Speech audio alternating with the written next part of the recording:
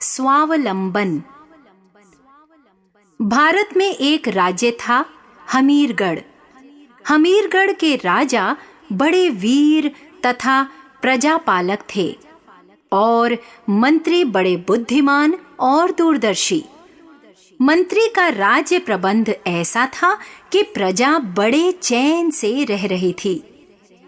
सिंह और बकरी एक घाट पर पानी पीते थे। अन्याय का कहीं नामो निशान न था। राजा की वीरता की धाक चारों ओर फैली हुई थी। शत्रु उसका नाम सुनकर कांप उठते थे, परंतु मंत्री के चेहरे पर सदा चिंता की रेखाएं खिंची रहती थीं। कुछ दिन बाद हमीरगढ़ राज्य में एक डाकू ने आतंक फैला दिया। प्रजा में त्राही त्राही मच गई। इससे मंत्री की चिंता और भी बढ़ गई। उन्होंने जगह जगह सैनिक तैनात कर दिए, पर डाकू बहुत चालाक था। वह आज यहाँ डाका डालता तो 4 दिन बाद कई कोस दूर डाका डालता। वह अपने दल के साथ अचानक भूत की तरह प्रकट होता और आनन फानन में लूटपाट करके पलक झपकते ही गायब हो जाता। राजा ने यह सुना तो उसके माथे पर बल पड़ गए। उन्होंने मंत्री को बुलाया और डाकू के आतंक को समाप्त करने का आदेश दिया। एक दिन तो डाकू ने कमाल ही कर दिया। ठीक राजमहल के सामने एक साहूकार के यहाँ उसने डाका डाला। जब तक वहां सैनिक पहुंचे तब तक तो डाकू 9-2-11 हो गए।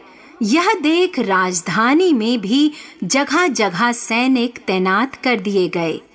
पर अगले दिन ही उसने एक और साहूकार के यहाँ डाका डाला। इस समाचार से राजा बहुत चिंतित हो उठे। उन्होंने मंत्री को आज्ञा दी कि जैसे भी हो डाकू पकड़ा जाए।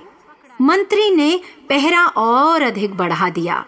कुछ दिन तो शांति रही, परंतु जब एक दिन डाकू ने रात में 4 जगह डाके डाले तब प्रजा में त्राही त्राही मच गई। यह देख मंत्री ने गांव के प्रत्येक व्यक्ति को अपनी रक्षा करने की ट्रेनिंग दी। प्रत्येक व्यक्ति को एक सैनिक की तरह तैयार किया। अब गांव वालों के अंदर अजीब तरह का साहस था। वे लोग रात को बारी बारी पहरा देते और गश्त लगाते थे। कुछ दिन तक लूटपाट की कोई घटना नहीं हुई। लोगों ने समझा कि डाकू डर गए हैं, पर यह उनका भ्रम था। तभी गांव में डाका पड़ गया। गांव वालों ने डाकुओं को घेर लिया।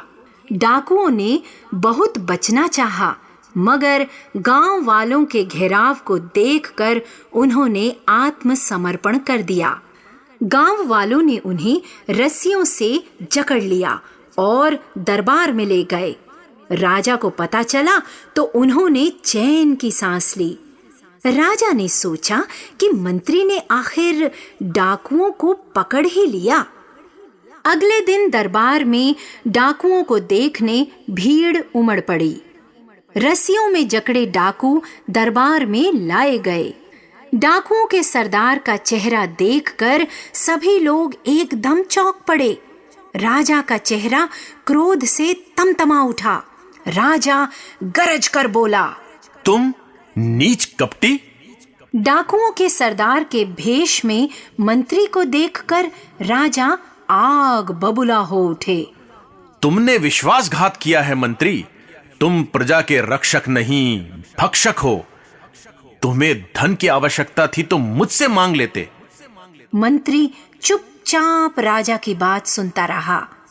राजा का गुस्सा बढ़ता ही गया। बोलो, तुम्हें क्या दंड दिया जाए?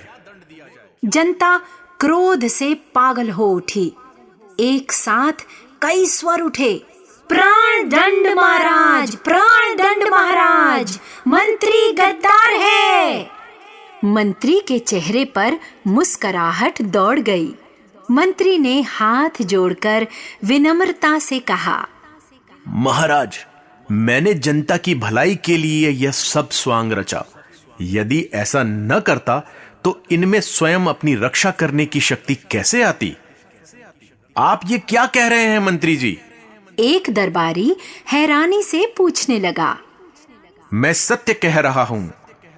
बिना सैनिकों की सहायता के ये चालाक डाकू को कैसे पकड़ पाते? सभी गांवों में सैनिक नहीं रखे जा सकते।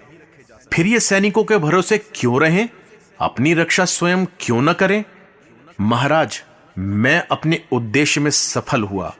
अब हमीरगढ़ का प्रत्येक नौजवान सैनिक है। अब हमारी तरफ कोई आंख उठाकर भी नहीं देख सकता। अब आप जो भी दंड देंगे वह मुझे स्वीकार होगा। मंत्री ने कहा। राजा ने मंत्री को गले लगा लिया। सब लोग मंत्री की जय जयकार करने लगे।